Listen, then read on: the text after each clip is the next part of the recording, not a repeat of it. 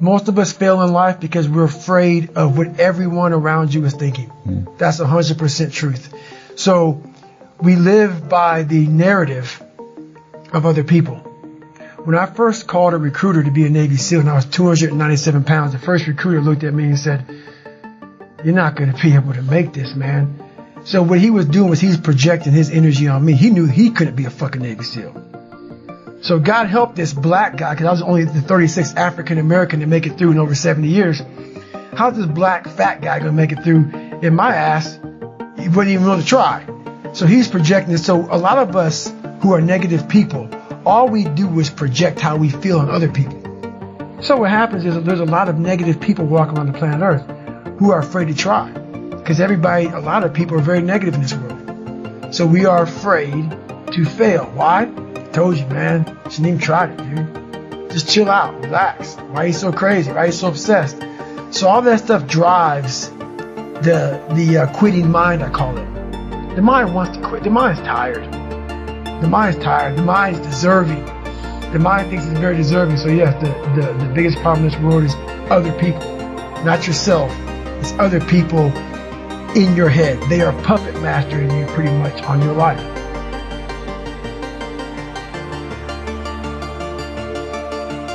Is that why you've talked a lot in this podcast about getting rid of noise, quiet, alone? Is that part of that equation? It's all a part of it. Because I realized once I was talking to myself the right way and all this shit wasn't in my mind, wow, I went from this piece of shit kid who thought he was dumb, not successful, insecure, who stuttered when I first saw somebody, to a person who can now do all these things just because I now control my own mind. And I don't care. A lot of people say they don't care. But they do. They care like my son says, "I don't care." And every time he says it, I don't care, it means he cares. It means he cares. Yeah. When you get to the point where you really fucking don't care, you're dangerous. You become very, very dangerous. I'm not saying don't care like, I don't care if I do that. No, when you don't care about other people and how they view you, about how you walk, how you talk, how you dress, where you want to go with your life. You know, growing up, I didn't want to tell anybody I wanted to be in the military. Because why? Some of my black friends, I was afraid of what they think. You know, why you want to join the fucking military, man? Why the fuck you want to do that shit? I was afraid of what other people thought about me. So now, when I go in the military, I didn't know you want to fucking join the military. Yeah, I ain't tell you because I was afraid of what you thought. Once again, man, you're allowing other people to shackle your mind. It's the worst thing in the world. Do you think you could go the other way and maybe become a bit cold if you don't care what anyone thinks? Your fiance, your kids, you know, they're not the people around, do you not care what they think? See, that's the thing about it. You have to have an understanding of what not caring means. If your fiance and your kids don't believe in you, you can't care what they think. That means you chose the wrong support status. There has to be, so that's why a lot of people don't understand one another. Your support staff has to be like, if I want to go out and do whatever it is, my support staff is, you know, my fiance. If she's like, you know what, you know, I don't think that you should be doing that, I have to take it, you know, why? So I can be open-minded. So why are you saying this? But she's saying it because of her. No, that's not the right thing. Because I need backing, open-mindedness. I need support. So yeah, it's you gotta be very clear thinking about all that stuff.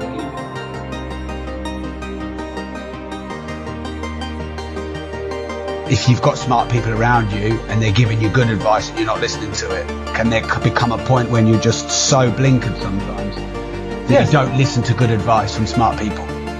You gotta make sure they're smart. And got your best interests at heart, I guess. That's it. Yeah. So that's why, like I said before, like, you know, several minutes ago, my circle is very small. I make sure I didn't handpick these people, because I'm like, so you don't want people in your corner that are like, oh, let me pat you on the back for where the fuck you do. I don't want people patting me on the fucking back because I fucking woke up in the morning. No. So you don't want that. You want people who are honest with you, who are going to tell you what the fuck is honest. Honest and truthful people. So someone who's honest and truthful, who has lived and is accountable for their own personal life, that's who you want in your corner. Say, hey man, you know what? You're pretty fucking dumb for doing this, dude.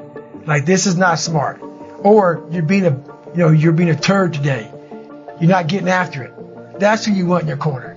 So you don't want a lot of people, hand-pick people to be in their corner who kiss their fucking ass. You don't want that. No. So you're very selective of who those people are. I'm selective. Yeah, but you'll listen to those people, will you? You have to. Yeah. You have to. So one of my best qualities is I'm open-minded to the right people. But I don't respect a lot of people. Because how am I going to respect you, not you personally, Not sure. but anybody, if you're not fucking grinding every day? And I don't mean working out, getting to the gym. Really going out there and grinding. So if you don't know how I'm living my life, how am I going to respect you? So you have to be a hard worker, period, dot. You got to work your fucking ass off. That's where I get respect for you. So if you're working hard every day, now you have an opinion in my eyes.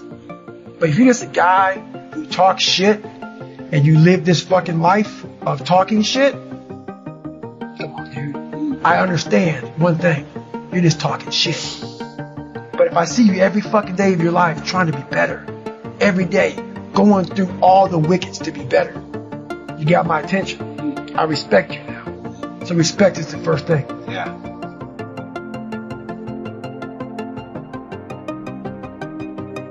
Jealousy, 100%. You have to, if you're jealous about anything, that is a horrible thing. Anger, I've done really well with controlling it nowadays. Back in the day when you're insecure. So all this stuff comes from conquering yourself. Once you feel good about yourself, all the anger, not all of it, rehuman, jealousy, these things start to really go away. She's like, no, I'm good. I'm good. When you're full, you don't need other people to fill you up because you're full. That's right. I think a lot of people, they need people's respect, they need people's opinions, they need people's attention, they need people's love because they're empty. That's right. And they're trying to fill themselves up through other people. And no one can live to your standard, so you're always going to feel empty. That's how I used to be. So he created me lying, created me being a dishonest person, whatever I could do to get it, to get whatever it was. But back to your question about emotion, I'm a very emotional person. So I'm very passionate because it took a lot for me to be who I am today. So I'm very emotional. Yeah. But it's just the passion in me about the sacrifice I put into being who I am today. So. And sometimes that spills over, sometimes you lose control of it? It's not losing control, I allow it to go. So I got this award for the VFW called the Americanism Award. And I'm speaking in front of like 5,000 veterans. And I get the award and I'm thanking people and I turn back to my mom and I look at her and for 58 seconds just cried. Because I had a chance at that time to look and see what I've accomplished and where I came from. And I wasn't trying to hold it, but I had to get myself together to give my speech. But it was a very proud moment for me to be able to reflect and say, okay, man, like, you know, you've not like I've earned that right to cry or to be emotional, but it felt good that literally I grinded myself into a fine powder to get where I'm at today. And it just came out in that way.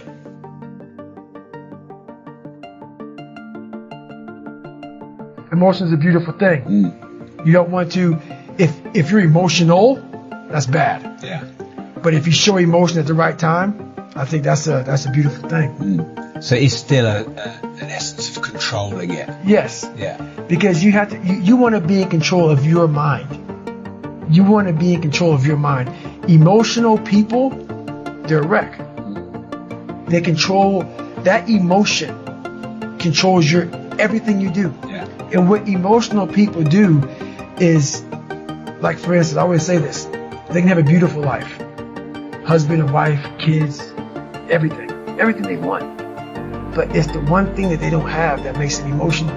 So that emotion makes them focus on what they don't have. Emotion makes them focus on everything negative. Everything. Pity party. Woe was me. This didn't happen. So your mind loves that.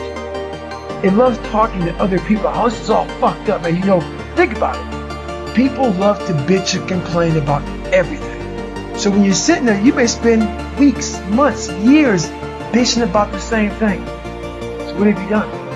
Nothing. There's no solution to that. But most of us live there. Oh, this other guy got the pay raise. The other guy got this. The other guy got that. And we live in this emotional state of, woe is me. Nothing gets accomplished.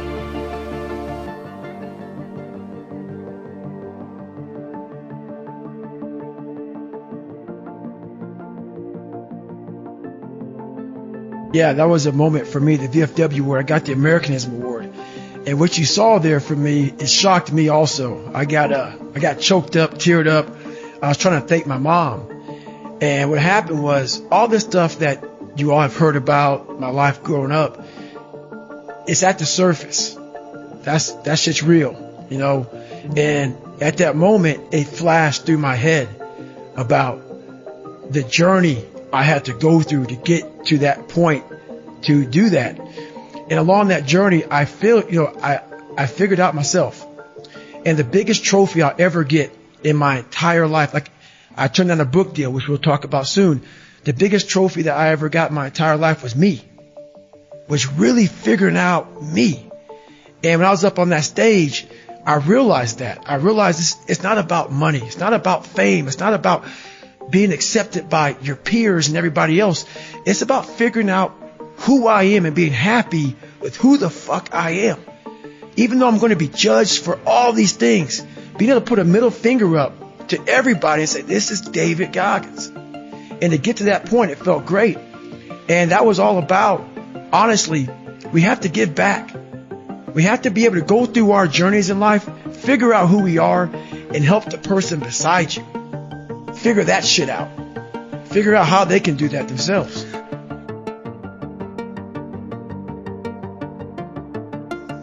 As you know, I'm a serious introvert and very afraid of people. I got judged so much growing up that this is uncomfortable for me. All these podcasts, that's why I post once a week. Yeah. I don't, people are ugly, people are nasty. They make me want to choke the shit out of them. And they're just nasty people. So I stay away from them. But the one thing I realized why I wrote the book is, honestly, I have a story to tell, as we all have a story to tell. And what I realized on my journey was, a lot of us don't believe that we can achieve the impossible.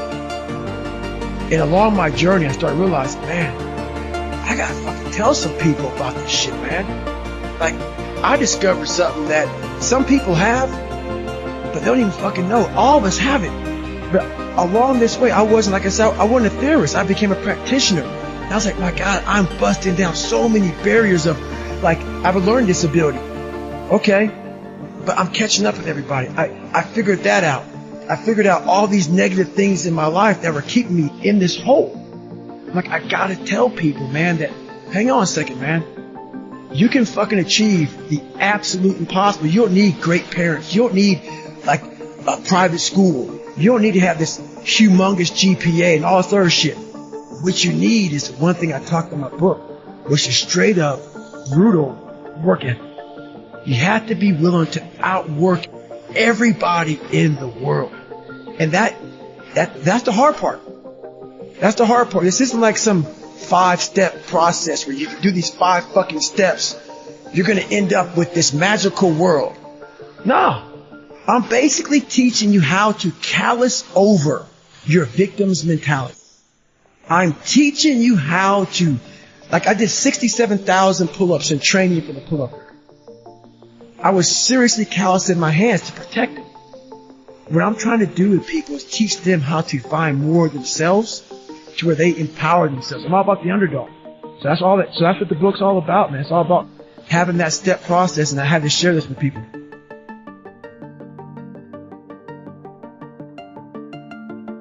Where it started making me, I had to stop giving a fuck about people.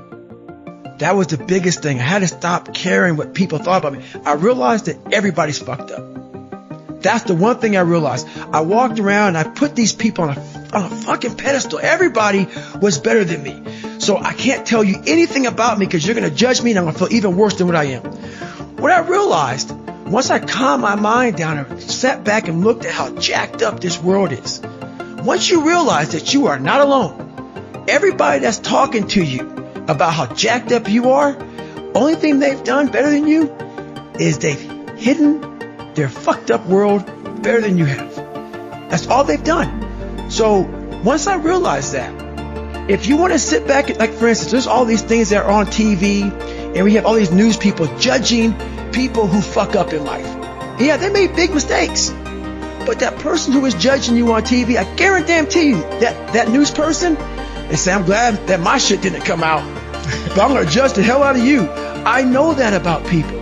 So if you want to sit back and judge how jacked up I was and how messed up my life was, Merry Christmas, go for it. Have a good time. But I'm smiling at you right now, knowing you have a secret that you're not willing to share. It gives you a lot of power when you're able to go on a podcast this big and say, hey, tell me, I'll tell you anything you want to know. I no longer care. And that is a lot of power in that, to be able to put your life on a billboard for the whole world to see and say, judge it, man. Judge it.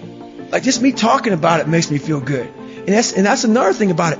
When you are willing to talk about how jacked up you are, the strength, that big rock that you carry, it just starts to come off you.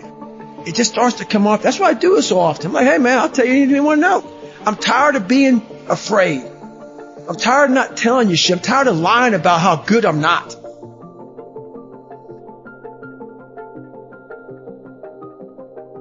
The motivation when people are losing, all these people who come out here and talk about how great they are, and I see it all the time, it makes me sick, man. Get real with yourself.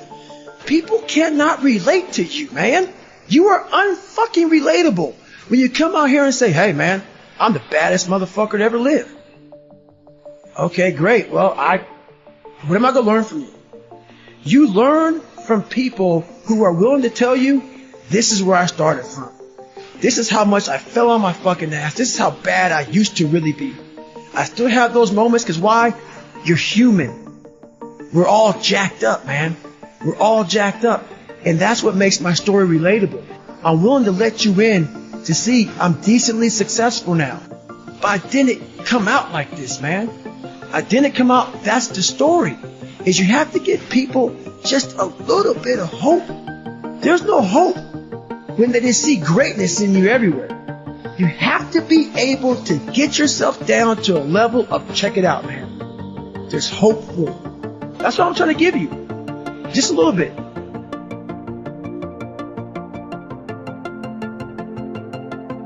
I got through with that first 100-mile race that I did around that 1 mile track that I didn't prepare for, and I was considerably, it was horrible. And I'll never forget, I found such peace and beauty. And I got there, I was in the worst pain of my fucking life. And I got done and my wife pulled the car up on my ex-wife, pulled the car up on this little lawn, and I got in the back of it. And I got up the stairs. I'm not going to go through the whole story, but I remember laying in the tub.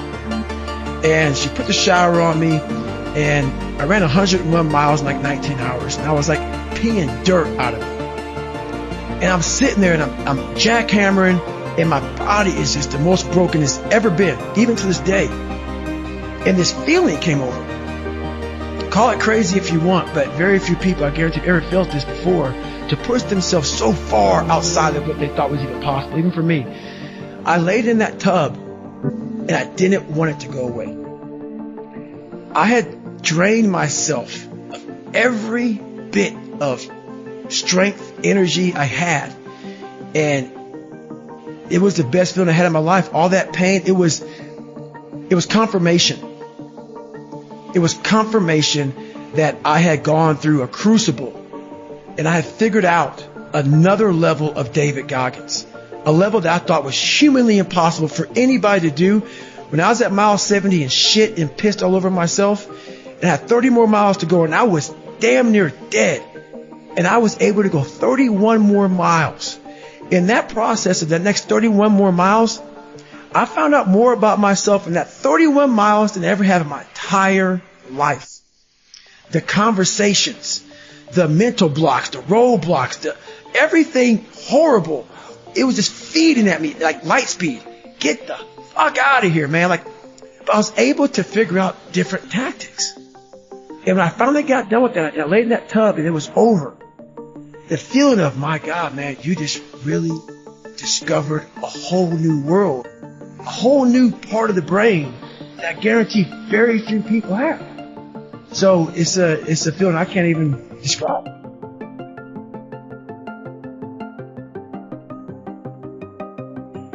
It's not about the underdog so much. I think we're all an underdog. I think the top CEO on the planet Earth still has that doubt. I don't give a fuck where you're from. Kobe Bryant, Michael Jordan, the best on the planet. We're all underdogs. Whether you're an underdog because you put yourself there to be hungry, or you're just a real life underdog. We're all an underdog. And so this is about the mind and people discovering the mind, their own mind. And one thing I know is we all have an equation. We all have an equation. Like, I talk about 3.14 is pi. There's different equations to figure out different kind of, mathematical problems. We as human beings are mathematical problems. I cannot give you a book for every fucking body in this world. That's why my book, even though it's one book, is tailored to the individual. It's not like you do these 5 steps, you're good. No. I'm helping you figure out your fucking equation. Because it's different. My equation is different from your equation. What's going to make you tick? What's going to make you go the distance? What's going to make you go to that spot in hell and say, I love this spot. It's okay. That's what this book does. It helps you figure out your 3.14. Helps you figure out your fucking mathematical equation and say, because once you figure out the equation in any math problem, you no longer fail, man. You got it figured out.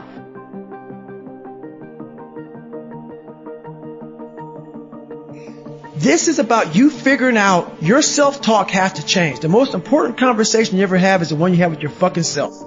You walk around with it all day, you act on it, pretty soon, good or bad. I want you to change who you are. So I'll let you look at it. After about an hour or two, I'll come back and start answering a few of these, questions. That's people say, hey, how you do this? How you do that? Maybe an hour and a half, 2 hours, I'll answer it, and I'm done. I'm off. Because why? I'm still chipping away at David Goggins every single day. And if I spend so much time being occupied by that, I cannot chip away at what's important. What's important is I'm still figuring out this, different things. Yeah, I got the equation figured out, but now the real journey has begun. So I'm still chipping away at life. Still chipping away at life.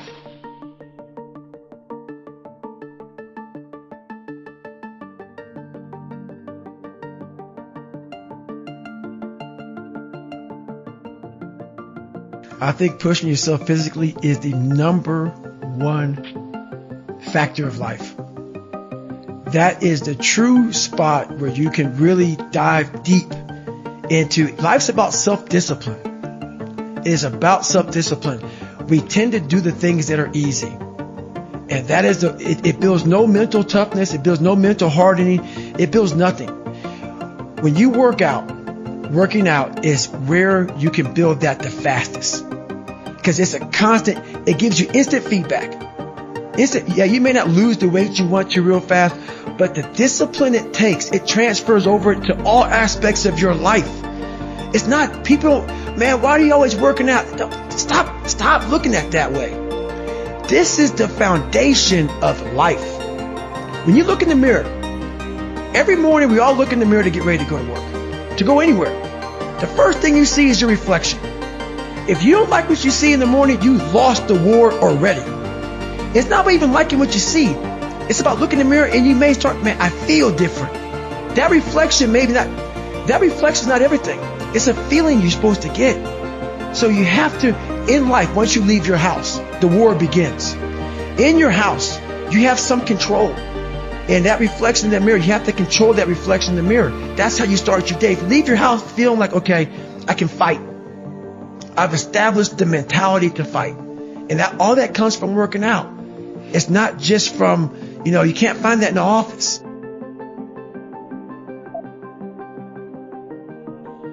Well, my morning routine is every day I get up and run. Every single day. Because why? I hate that the most.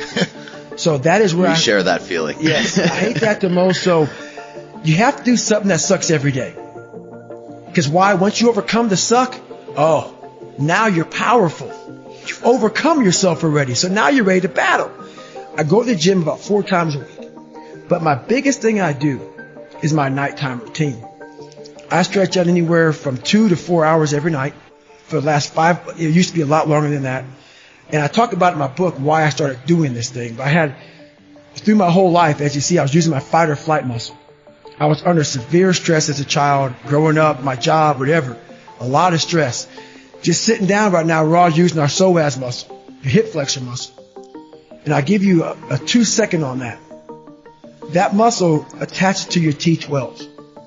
And about 5 or 6 years ago, I got really, really sick. Doctors give me all kind of hormones. Take this, take this, take this. And it's in the book real good, so I won't go deep into it now. But I laid back and I literally said, you know what, I'm dying. The doctors can't figure out what's wrong with me. My blood tests were coming back fine. I just said, I can't even run a block. I went from running 205 miles, I can't run a block. I'm in my bed sitting there. And I started realizing I had these humongous knots on my hip flexors and in the back of my head. And I said, it's done. So I started slowly stretching out. I couldn't do anything. Over a period of a couple of years, I got off this medication, that medication. I was on like 15, I was on several medications. Now I'm on one. And honestly, what I believe, no doctor has said this is what happened. I was literally so tight, I was cutting off blood supply in different places in my organs. The more it opened up my body. So now I went from running 8:30 mile on a training run to now running a 7:15 to 7-minute mile training run. At the same heart rate. And it's not because I'm training any different. It's just because my body's opened up and it's allowing more blood flow. So every night I stretch out. It's truly, I used to be wound so fucking tight. Like I couldn't sit in this chair for this long. I'd be like, I gotta get out of here, man. We gotta go. It's totally changed my whole perspective of life. It's changed everything. So stretching out, yoga, all those things, has put me in a whole different state of mind. And I'm the healthiest I've been in my entire life, mentally and physically.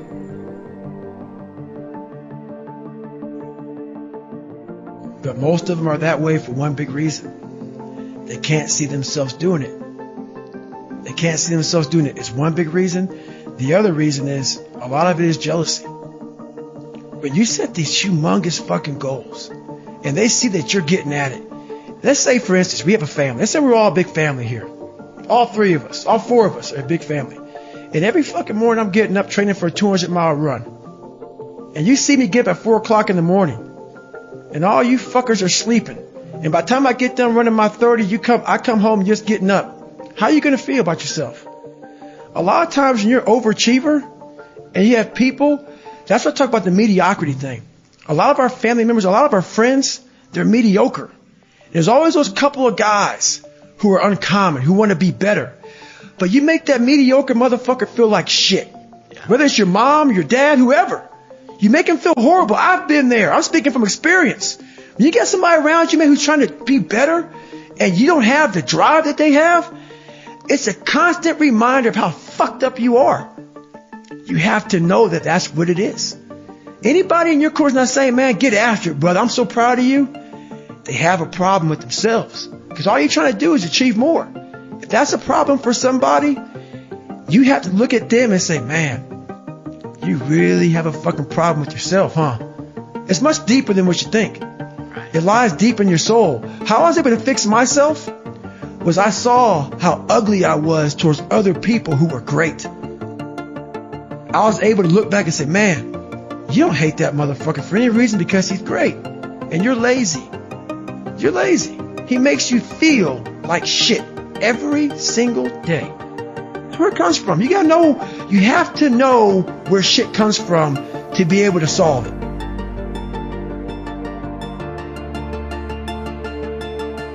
I honestly want to be considered one of the hardest men to walk the planet Earth in the history of the world. And what I mean by hard, I'm not talking about the guy who does the most pull-ups and sit-ups, runs the most. Just a person who's able to overcome any adversity instantly, to figure out a way. Hardness isn't about all this physical shit, man. Yeah, it helped me get to where I'm at.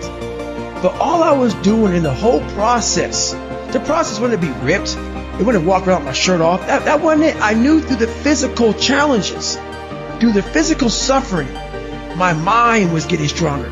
I was literally doing that for a reason. I had a weak mind.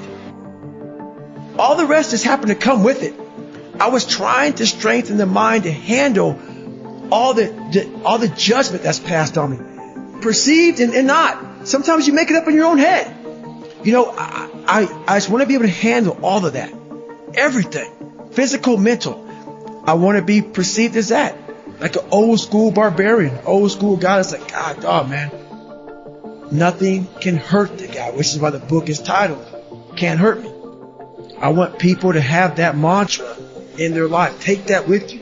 Take it everywhere you go in life. And if you believe that and you work towards that, callous in your mind, strengthen yourself, Can't Hurt Me is strong. In any situation, like when I was in Buzz, they beat the shit out of you. I'd be the first one to get up and say, Can't hurt me, motherfucker. And they were beating the hell out of me. But you say that enough to you. False motivation becomes fucking real motivation.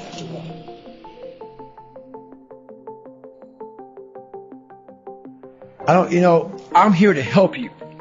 If you're coming in to work with a guy like me, who knows that you have to have thick skin to get better, you have to call yourself out. If you're fat and you're fucked up, I want to hear that. I don't want to hear you tap dancing around shit.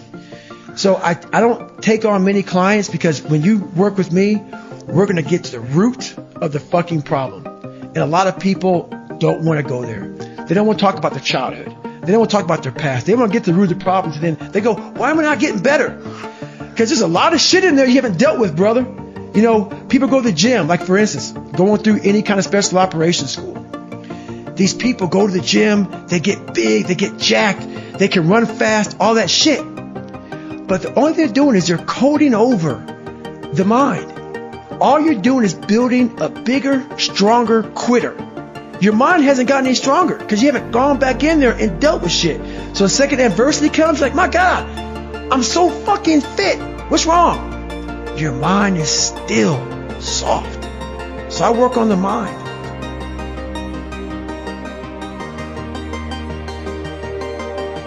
I had to mature a lot. Not everybody's David Goggins. It's hard for me to respect people who are able to come into that world and leave. Sure. This is a fucking lifestyle, man. Like, and people wonder, why am I not achieving more? It's because once all of us, once we achieve something, we celebrate for a long years fucking time. And we wonder, why don't I have drive anymore? Where's it all at? If you don't develop a routine of suffering, and suffering is not like go out and kill yourself every day, it's being uncomfortable. Yeah. That keeps you hungry every day. If you live in your victories for so long and say, I'm going to go challenge myself for 30 days or for 2 weeks or run this one marathon. And it ends, I did one marathon. Okay? That's why it leaves you. It leaves you because you haven't set up the next obstacle. Obstacles is how you grow. You must continue to have friction. Friction is where growth is at. There's no friction, there's no growth.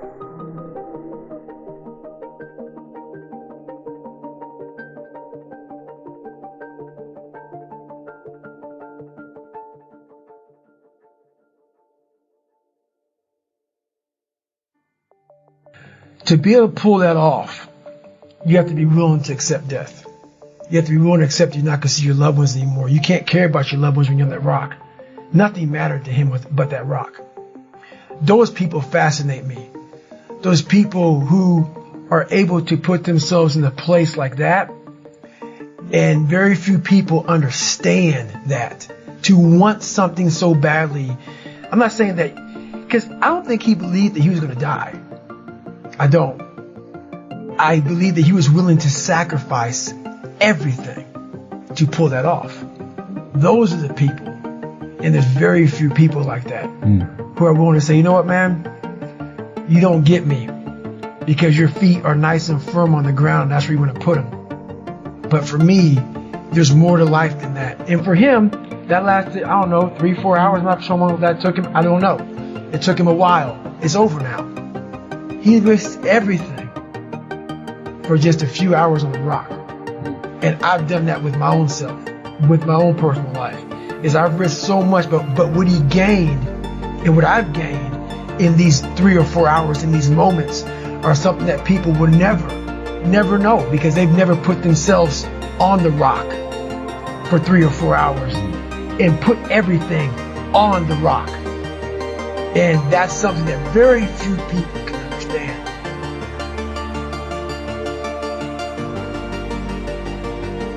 So they think he's crazy.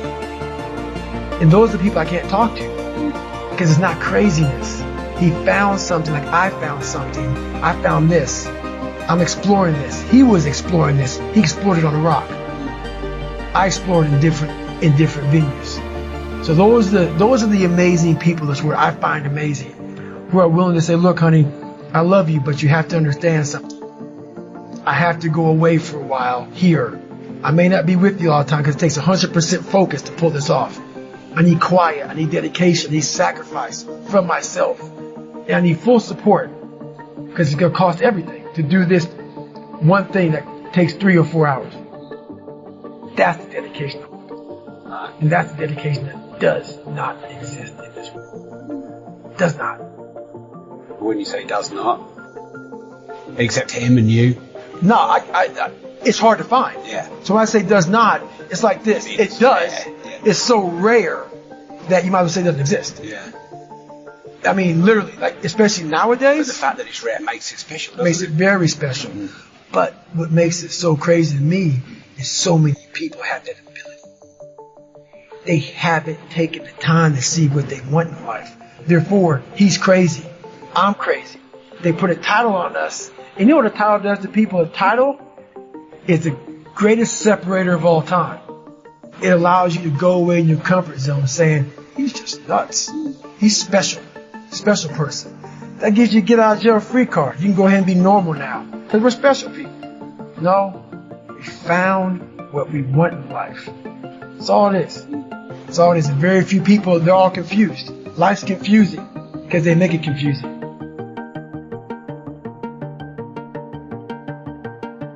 So in the first 100-mile race I did, I wasn't prepared for it. And I won't go deep into the story, but I detail it well in the book. Basically, I ran 101 miles in 19 hours and 6 minutes unprepared. Shit on myself, pissed blood down my leg, had 30 miles to go. Horrible, worst pain of my entire life. In that 19 hours and 6 minutes, that's all it was. I lived 100 years. I was able to pack 100 years in 19 hours and 6 minutes.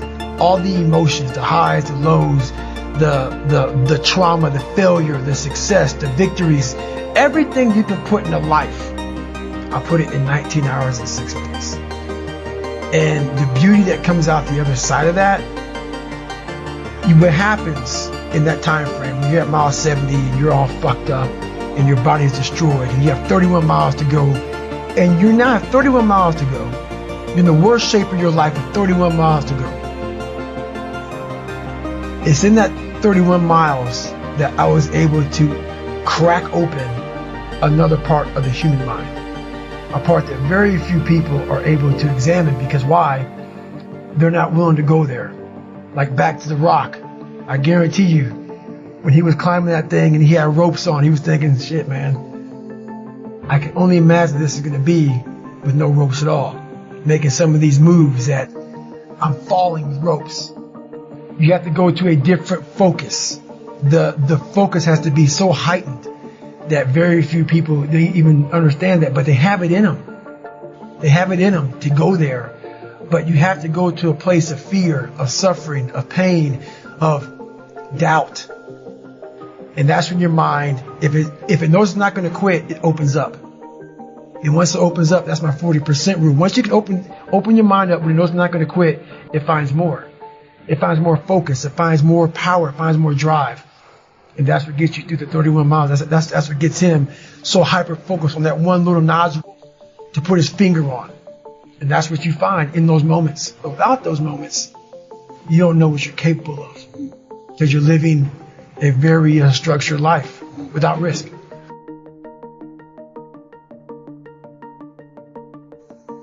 if I was born with a silver spoon and everything was given to me and life came easy, but knowing where I came from and where I'm at now, just because I was able to crack open a few more doors, that's what's disappointing for me, for other people. You know, so it's not that I want to live there. I know I can go there.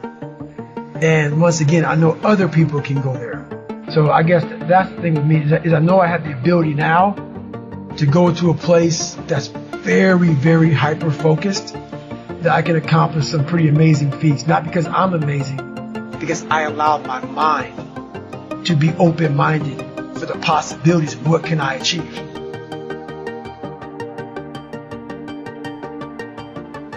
Well, the thing about it is funny, man. All these catchphrases people always say, you know, failure is a part of life and failure is how you grow. I've said all that stuff before, but it really is a bunch of shit.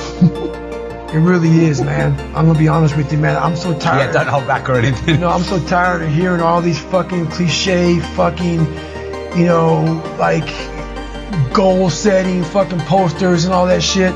Half the people who write that shit aren't even doing the shit they're talking about. Half the people talking about failure, you know, they're fucking millionaires sitting back in some nice house, whatever the fuck they're talking about. So it makes me fucking nuts. The reason why I believe I can talk on failure is because I'm still failing today, and I'm failing in a major way, and I'm living when I'm talking. So many people who talk about all this shit, they're has-beens. They're people who used to do it back in the day, and I talk about it. Are you living it today? So for me, failure is something that you should be afraid of. It should be afraid of, but that's why you should go out there and challenge yourself to fail. Because if you're not failing at something, that means you've set your goals to pass, to succeed at everything you do, which means you're not setting your goals high enough. So for me, okay, I'm going to go out and break the Guinness Book of World Record for pull-ups. Lofty goal, which is why I failed it twice before I finally got it.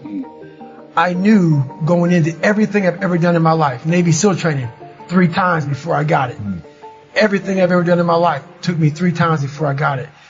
I knew that there was a huge possibility of failure.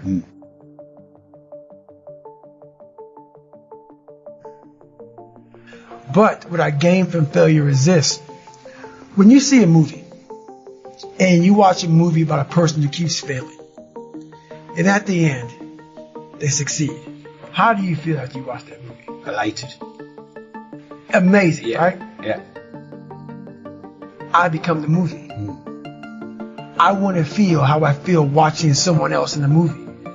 When I watched Rocky get his ass kicked, and I watched all these different things of failure, I was able to put myself there and say, God, man, how much do you feel now that you finally got there? That's what failure has done to me. I've watched so many things and watched someone succeed at the end of it. It's like, God, I want to feel like that. But failure causes that one feeling. Without that failure involved, you don't have that feeling. If you just pass, you succeed, and you're great, that feeling, yeah, okay, I'm good. What takes you years, months, years to accomplish because you just can't get over the hump, but you continue going back to the drawing board. You're looking for those few seconds after you finally figure out the equation, whatever the equation may be, to get you to finally pass, to succeed. I live for that feeling, but I can't get that feeling without going through, fuck, I failed this equation, I failed this one, I failed this one, I failed this one. Oh, I'm figuring it out. So you start to feel it before you even pass, before you even get to the success part. And then once you succeed, the feeling is unbelievable. And you take that feeling of success through failure and you put it in your cookie jar. You say, I'll come back and get you again. I'm going to need you again down the road in my life to call on you. So basically then, the level of satisfaction in the success is directly linked to the size of the failures. The right. bigger the failures, the better the feeling of success. Right. Does that become addictive? It does. Yeah. It does. It becomes so addictive that you don't mind failing anymore. Because you know now, oh, I just fucking... Next time. I bit off on something real big. Yeah. Which means the feeling is going to be really big. Yeah. So yeah, that's where, I mean, it takes failure to get the best feeling in the world.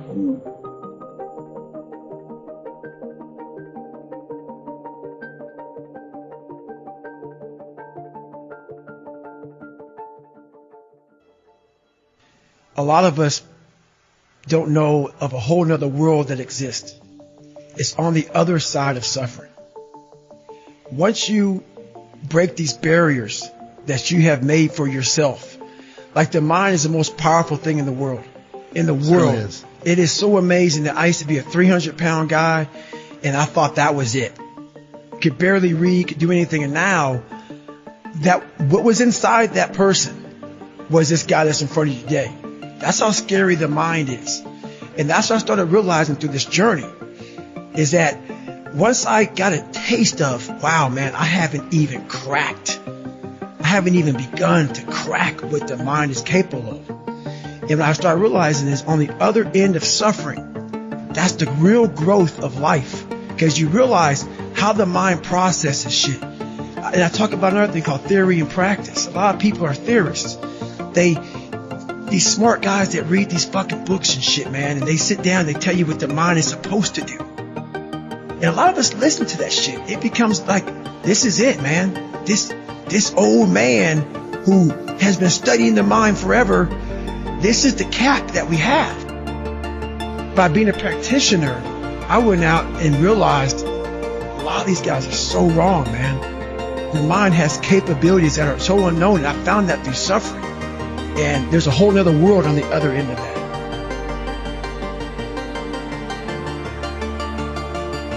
Our mind wants to protect us.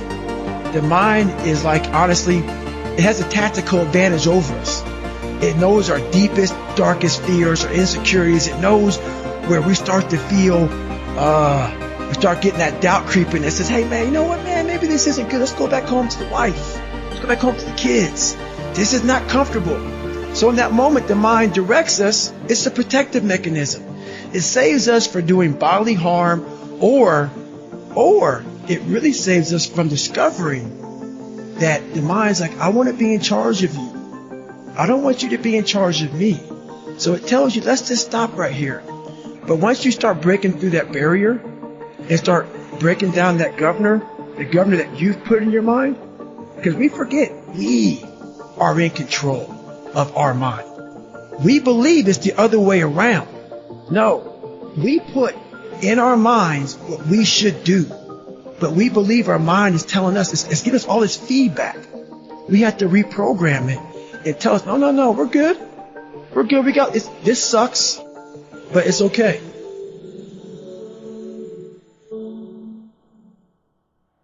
Well, the first big thing is, once again, it goes back to open-mindedness. If you walk into any kind of event, whether it be physical or mental, if you walk in with already putting that block on your mind of, man, this ain't going to happen. People go, how did you run 135 miles to Death Valley? How did you run 100 miles with no training? Because I went into it not thinking, I can't do this, man. I went into it with the strategy. I had an open-mindedness. So until your mind is open to the possibilities that I can do this, you would never be able to do it. Once the mind starts to believe it can be achieved, it then, only then, does it start to break down tactically how we can do this. Until then, you're going to always lose.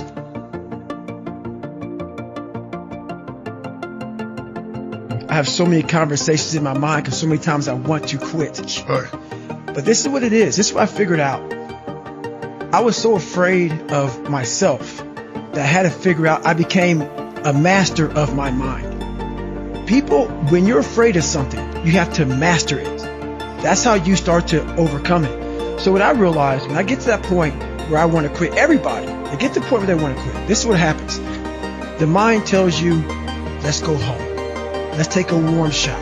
Let's get some food. This is not right. This is that. If you cannot answer the questions at that moment, because your mind's going to start giving you all these questions. And if you can't answer them, you're going to quit. What I realized when I was going through Budge, Ranger School, all this, 100-mile race, 200-mile race, pull-up records, my mind would come creeping in.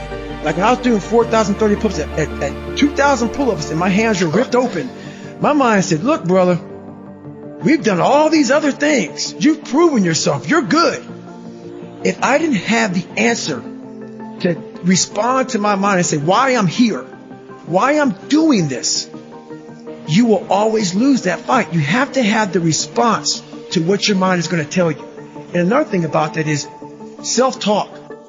A lot of people have like these big four on mental toughness. All that shit is crap. About self-talk, visualization. It's true. But the thing about self-talk and all these things, they ask me, what do you think about when you're on mile 100 of a 205-mile run? What are you thinking about when you realize you've run for 24 hours and you have 24 more hours to run and you have another 105 miles? What goes through your mind? What do you say to yourself? I want to know. A lot of people think self-talk works. It does. But it doesn't work without the suffering before your mind starts saying we need self-talk. So what I tell myself is I go back to the months and years of preparation to get to that day. And I'm telling myself, it's 3:30 in the morning and I'm looking at my shoes and I want to go out there and run 30 miles. I have to, in that second, in that moment of this self-talk, my mind saying, you got to find more, you got to find more. I once again calm down, go back into my mind, in my cookie jar, I call it, and I have to reflect back on the shit I did to get here. And that becomes my self-talk. Self-talk does not work unless it is real. Most of us lie to ourselves in the self-talk. It doesn't work. It has to be real. It has to be something that you've done to make it really work.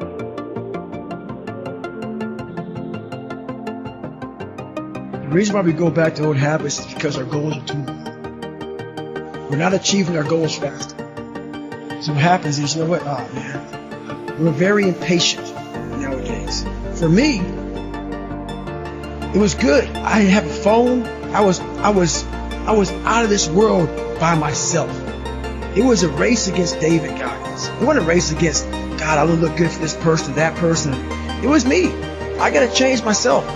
So for me, if I lost 5 pounds in a week, I got a feeling. I allowed myself to feel proud of that. I didn't look at, I got to lose 106 pounds. I'm like, man, I went from 297, now I'm 292. In 1 week, man, I'm killing it. We're not proud of ourselves for the small accomplishments. What we need is we need this monstrosity of the thing to happen. Say, I did it. Nah. There's a process that you have to go through, and patience is the process. And if you don't have patience, after a week, I haven't lost 30 pounds and I'm done. I'm over it. So that's why I found out with people, man, they're not patient enough to realize and to enjoy the moment. Not live in it, just enjoy it. There's no finish line in life. But enjoy that moment. Roger that, man. I lost 5. Let me go 10 next week. So that's the whole thing about it. That's how people lose it.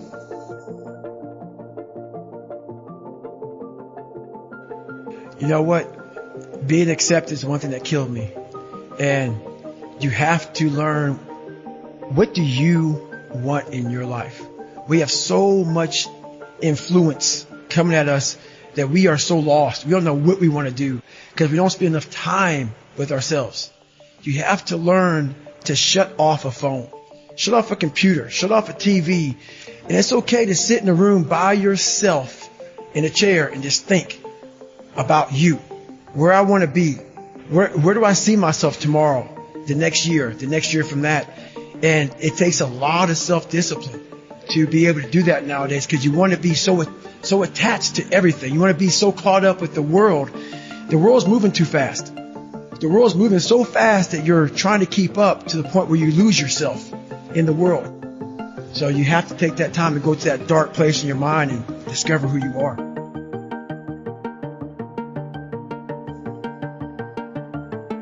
All that shit that I went through in my life to get here today, it is tattooed. It is tattooed in my brain. Every day I wake up, I am constantly battling that person that is like, man, you know, back in the day, this happened to you, man. You know, like, you got called nigger so many times, and your dad beat the shit out of you, man. And, you couldn't read in this daggone junior year. All these things start to creep up, even now where you're at today. Every day you're having to constantly battle. It's not as bad as it used to be by any means, but that person's still there. That person always lives. That's the point about it. You have to continue to always challenge yourself every day.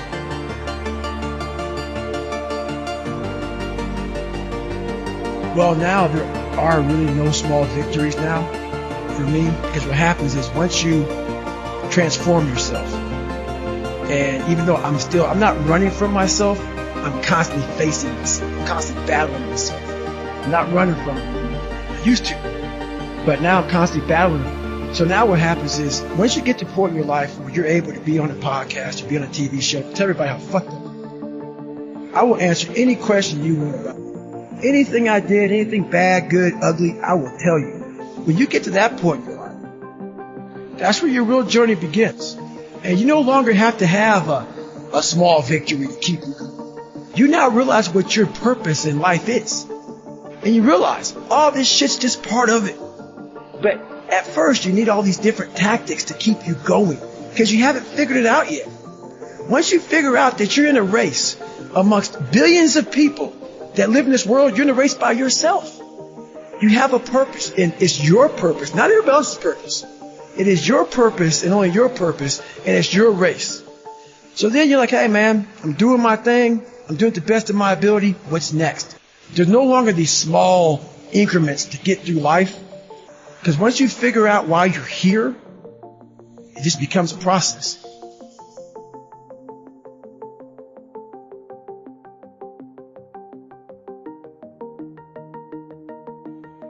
I don't enjoy doing interviews, and people go, well, why do you do it? One big reason why I can't stand it. Public speaking, being on camera. I used to stutter real bad growing up. So you're always having to face these fucking demons that come out of everywhere. People think, because I'm decently successful now, successful not monetarily, but just I've overcome a lot and I have a nice looking resume. But I'm still every day, just battling. So this is why I do it. I do it from my own personal, fears and younger thing about fuck, man. I'd be out here stuttering and shit. So you got to man up, man. Yeah. It's funny that you're sitting here saying that like things like public speaking you find hard when you've done all the crazy, insane stuff that you've done. Because I do them alone. Right. I do them alone. Yeah. I pick these hard things that most people think you can't finish anyway. So, you go out there, you grind, you're alone, you're in your own head. I work best alone. Right. I work best alone. So those are easier. I figured out a way to kind of challenge your mind, channel it and challenge it at the same time. And I figured out a way to kind of just have an indestructible toolbox in your mind. So those are easier. Yeah.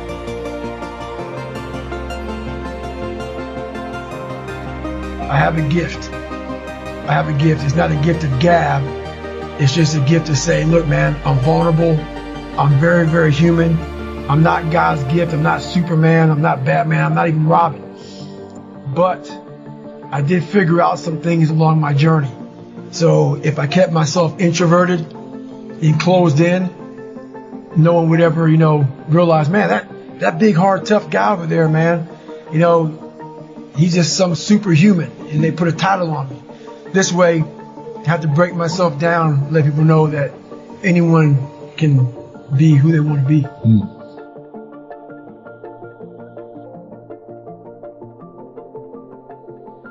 I had a starting point. And the starting point was this very scared, immature, fragile kid. But through figuring out this fragile kid, I found out, well, shit. Through all this fucking muck and shit, this can come out the other end. Person that has 4,030 pull-ups. She runs miles and miles and miles at a time. But we all have these abilities, not just to run and do pull-ups, but these abilities that once we go back into our dark holes, that a lot of us have. A lot of us come from, insecurities, a lot of issues, but we don't want to visit that place. Place is scary. Place is something that we want to forget about. I had the courage, finally, to go back in there and organize that shit. Get it organized in my mind and figure out, where to start from. So, but the journey led me to the so-called superhuman stuff that I do now. Yeah. So we all have these voices in our head. We like to not listen to them. The one that comforts us and keeps us nice and warm and cuddly and gives us cookies and milk at nighttime and shit. We like that voice. That voice, the one we want to always share, which is why people don't like to listen to me a lot. Some people do, some people don't. The only thing that changes you is being real. So basically, I had to have the courage to go back in it because nothing was getting done. I kept on going to that nice cuddly voice in my head saying, you know what? You don't need to do this. That's too much work, man. You've earned this. You deserve this. And that mentality got me to 297 pounds, fat, out of shape. To me, a loser. To me, making $1,000 a month and making a ton of mistakes. Because mistakes happen on the easy side of life. You take the easy road, the easy path. There's a lot of mistakes over there. The hard journey, you don't make too many mistakes over here because it's too hard. You don't want to repeat it. So it's challenging.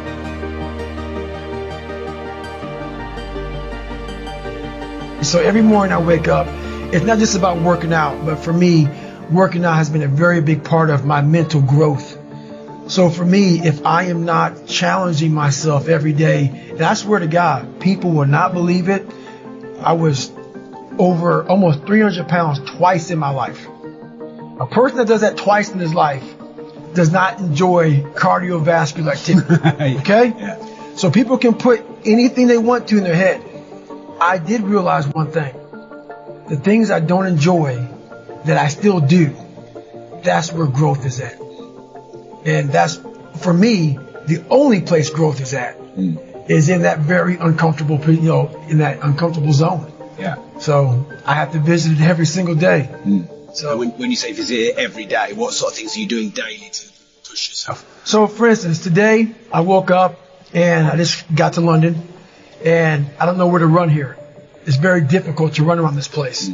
So someone said, hey, you can run around out here, like on this 1 mile block. And I'm like, you know what? I'm not doing that. So I went down to the gym and there's this like crazy elliptical trainer, but it's not a normal elliptical trainer. It's one that you like almost self-power. It's very... Yeah, it's not electric. Very difficult. Yeah. So I got on that thing and I realized, man, this shit sucks. And after like 2 minutes, I'm like, I don't want to do this.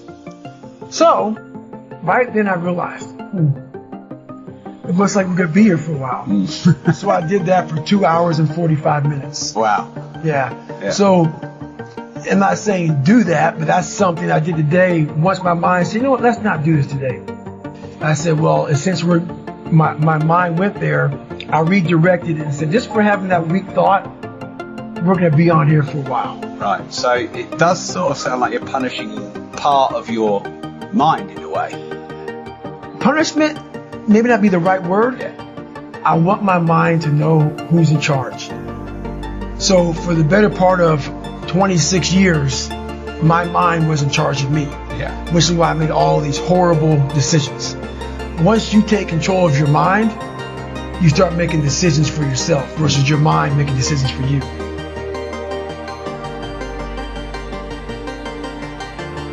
We all have these two voices.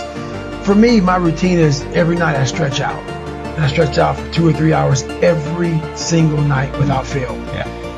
And while I'm stretching out, I'm thinking about my plan for the next day. And I'm thinking about all these different obstacles that may come up. So basically, a lot of us aren't prepared for life. We get up willy-nilly and just hope life is going to happen. It is going to happen. But it's going to happen with a prepared mind or an unprepared mind. Most people attack life with an unprepared mind. What I do is I try to account for all things that could happen, might happen, probably will happen, and then the unknowns. So basically, I can't account for everything, but I do know there could be some things that come up in life that you need to be ready for. I know for a fact I'm not going to want to work out tomorrow. Therefore, I'm preparing my mind for that. I don't want to do that. I know tomorrow will come with some difficult decisions to make. It may come with getting a phone call saying someone died. this happened, that happened. I'm always preparing myself, not in a morbid way, but just like, look, man, be ready for life. Don't let life just start attacking you left and right. Make sure that you start to build a mental armor, so then you're ready for life. And that comes with a very physical way, and the physical helps out the mental.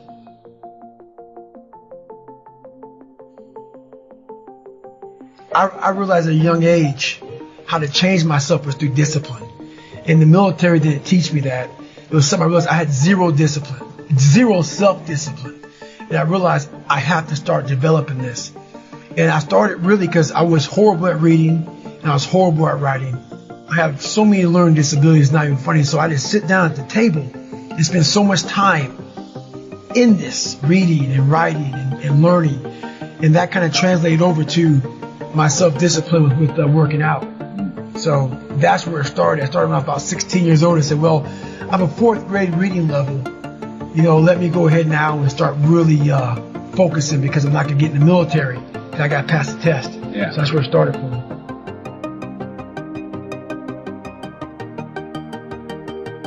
It's more important to own your weaknesses. You have to really triple down on those, man. Because why? You want to become a full human being.